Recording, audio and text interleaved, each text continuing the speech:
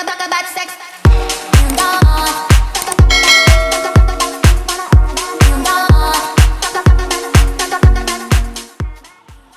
Hey guys, it's King Matt and I'm back with another video on GBP AUD. In this week's video I'm just going to be doing a top-down analysis and showing you guys practically how I do my analysis and get my bias. So starting with the weekly, I had already identified a trend line from my past analysis, which I've just kept on here on the chart. So I would be going down to the daily to see what's happening more in depth. I usually like to start my analysis from the weekly time frame, go down to the daily, the 4 hour, the 1 hour, and then the 15 minutes, as the case may be. Sometimes I don't usually go down to the 15-minute, but it helps you get a better entry, especially if you've got a small account. So moving on to the daily, I'm simply going to mark out trend lines and zones which I feel have held in previous parts of the charts, that's based on previous price action. I'm gonna start with highlighting a zone which I think I see right here. Mind you, this is on the daily time frame. So right here, I think there is a zone because price has hit that area a couple of times here, here, here in this previous price action of the head and shoulders, which I had done, and it has hit there again this time around. So this might be a good point for some entries.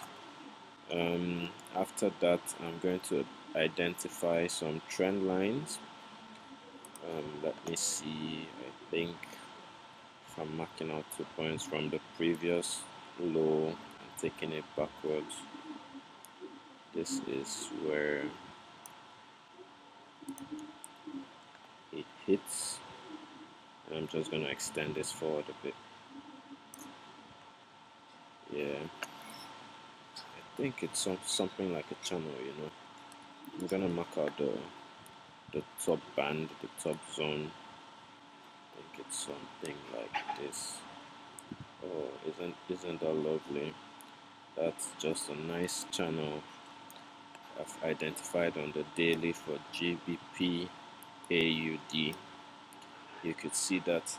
So after identifying your trend line and finding channels or possible things like that, I'm gonna go down to the 4 hour and see what price is looking like. So on the 4 hour, you can see other areas, other zones, and I'm just going to mark them off. Starting with this, yada yada yada. Alright, you see this area right here has something going on in it, so I'm just going to mark it off, change the color of that. Fill color, let me just change it to something a bit different. So then I'm going to mark out other trend lines on the 4 hour, starting from the most recent low. I like to do that because it gives me a better sense of direction. Take it back to see what the market has done previously. So yeah, from the most previous low. Then I'm just going to drag this forward a bit. Right. So y'all can see that, right? It's tapped this trend line 1, 2, 3, 4, and here where it broke out from, which also coincides with this zone. And here it broke the trend line and tapped that zone and rejected. This is a false break right here. So after that, I'm going to see what is happening in the current price region. So I'm just going to go down to the 1 hour time frame. It's like zooming into the chart. So in the 1 hour time frame, what I like to do to identify its immediate bias is to put a counter trend line, or to introduce a counter trend line which goes like this. I'm going to be showing you this using previous price action. So for example, this area right here, introducing a counter trend line to see what the market is doing, would place it from here, the highs, to this. So I know once the market has broken this counter trend line, you would be expecting a total change in direction. So the market was moving bearish here, comes down, goes up and hits the trend line, goes down again, comes back up to hit it, goes down, hits this trend line, which was a stronger level of support for it, and it used that force or that momentum to break through this counter trend line and then bounced at the backside of it. After seeing this move, I could know that this is a bullish confirmation signal. Furthermore, it also confirms, because we have a pattern that looks like a head and shoulder right here, an inverse head and shoulder. This is the left shoulder, the inverse head, and the inverse right shoulder, and boom, to the upsides. So doing that again with this area to mark out how to enter a trade, I would be doing this same thing right here. This usually, sometimes this first hit of the trend line invalidates the other moves, but it would have been something like this.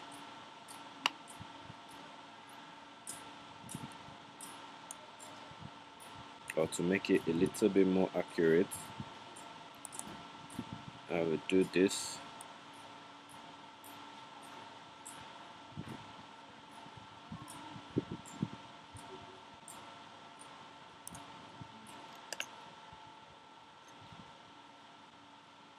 Right there,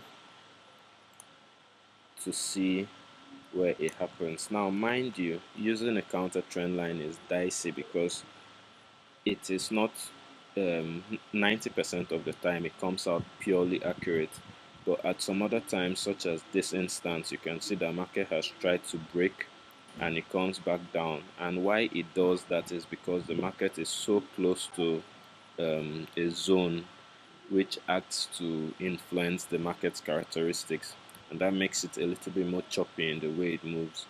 Now, counter trend line also does not have to start from the top of the price action or the movement of the price. It could start anywhere, which I'm going to get to in a bit. Now, using the previous example, which was a bit clearer, you can see that this price action, after hitting the back of the trend line, would have gone for a long, and a long position from this price action up to the top of this trend, and putting your stop loss just below the order would have given you a trade with a risk reward ratio of 1:4, 1:4.4, and that is a good trade. Anything above 1:3 is a very good trade in my opinion.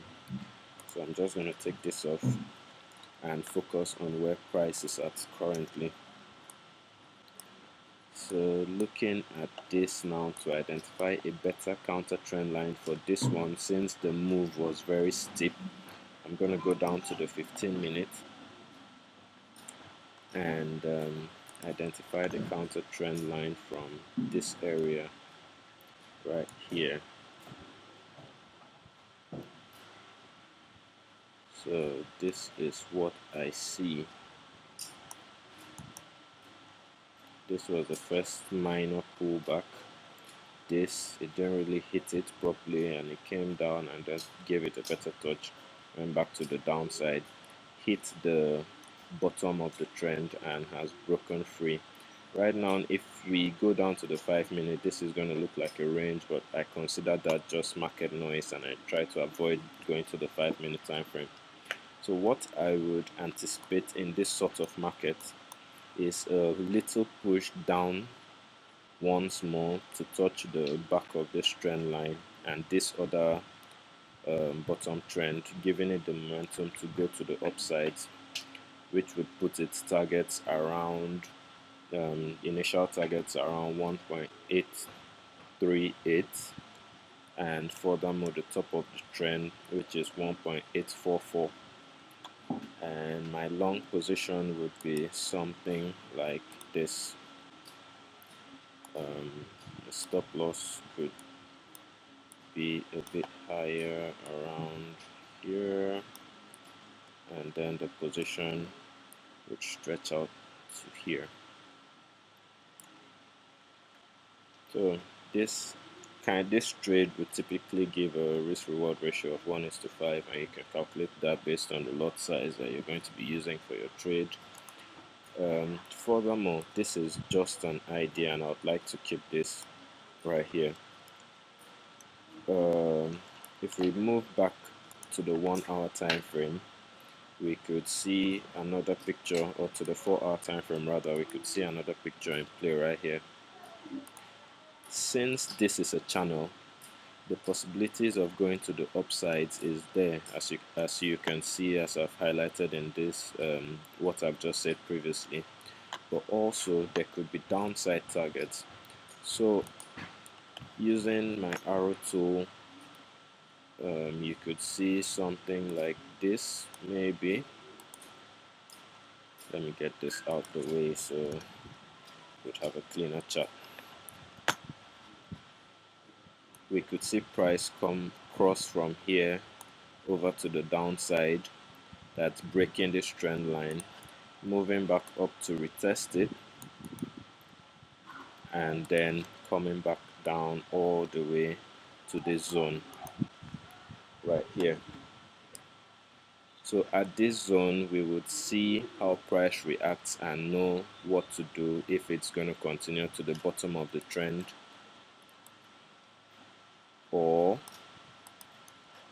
go up right from here.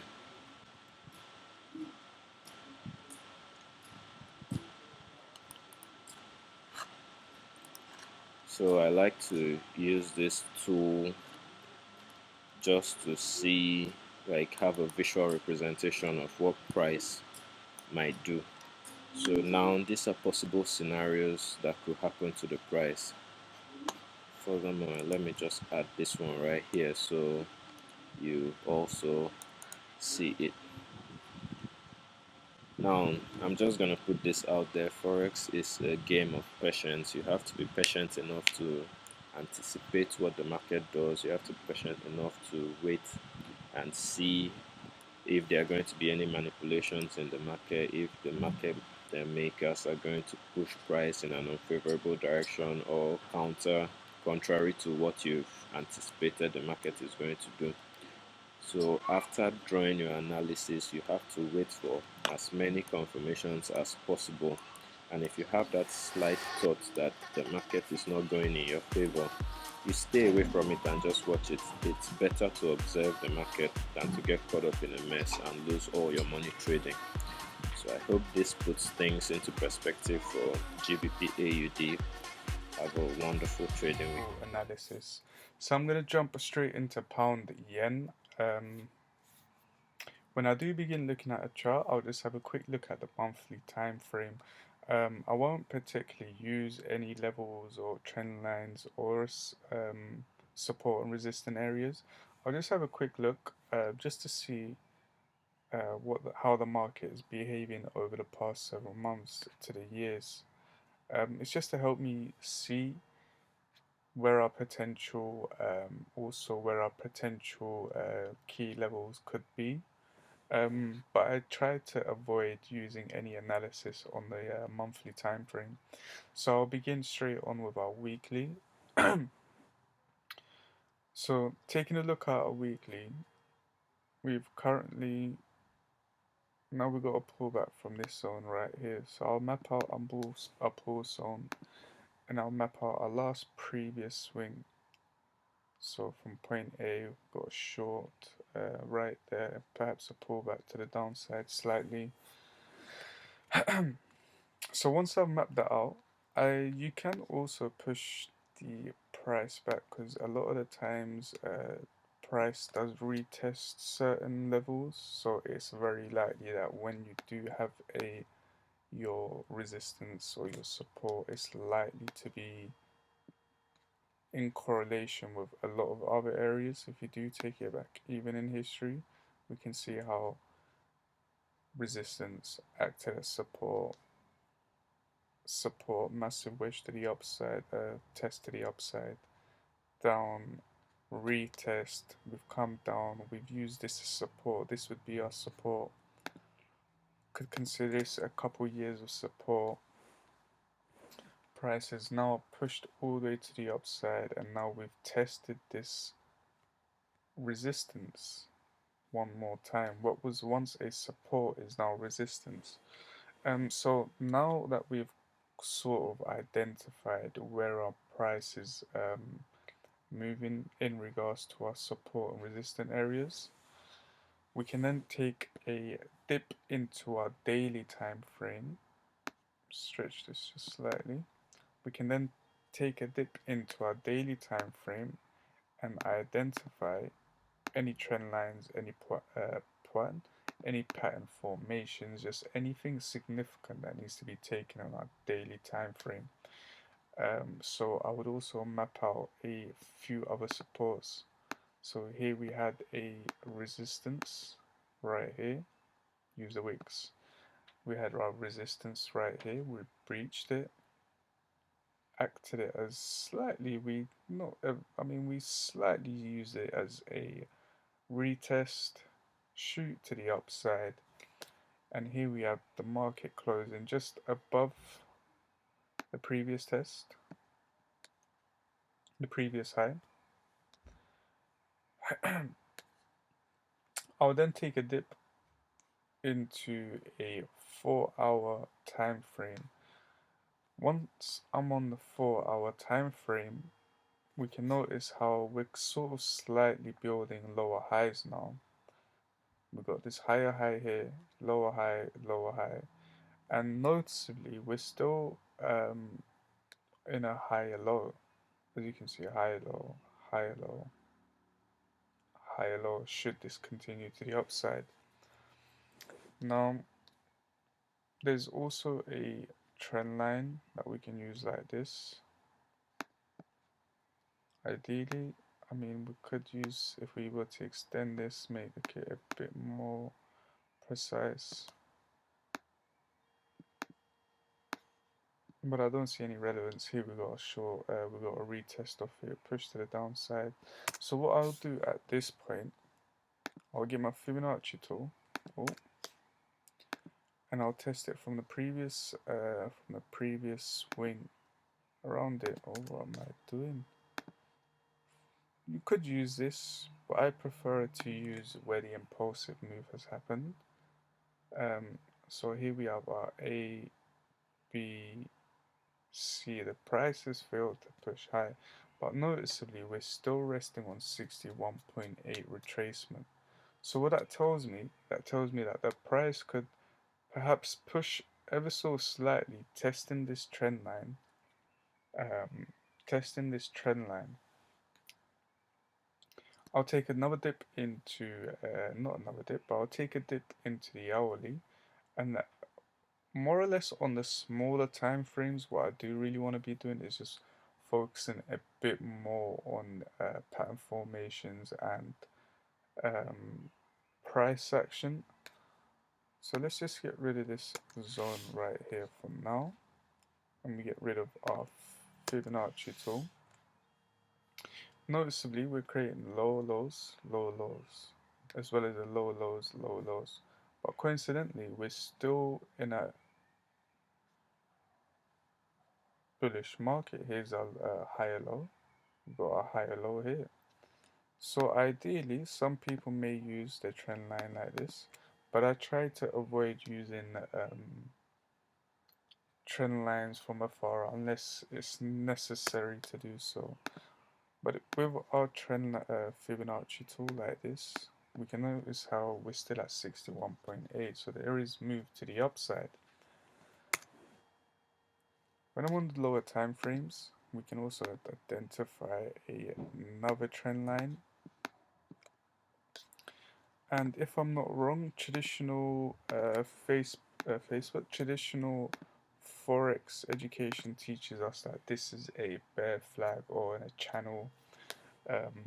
But I try to avoid with those sort of things, and I just try to have a good look at the price action confluences, if there's any confirmations, any signs that I do need to be looking out for, especially at um, key key areas or trend line zones, etc.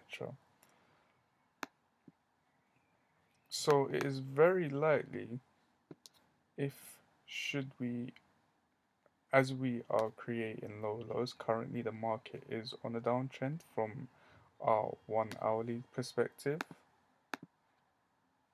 Should we use it like this? We got our trend line retest.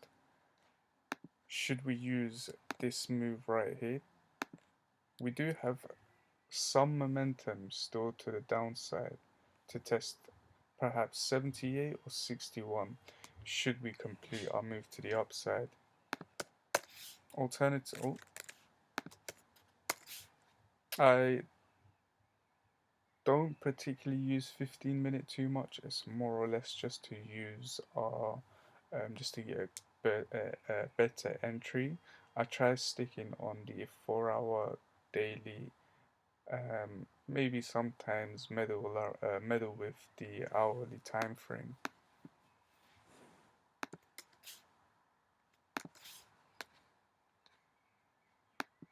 So where the market is right now, how we have created a lower high. If we use the previous swing, I would expect the price, should we push, retesting 50 or perhaps retesting 61.8, which would also correlate with the short-term support that we did have on the hourly time frame just here. Support, support, support, support. Fail to breach it. Slight retest, come back, maybe retest it again, or we might make a move to the upside where the trend line is. And that will be it, guys. So thank you very much for watching. Have a great week and stay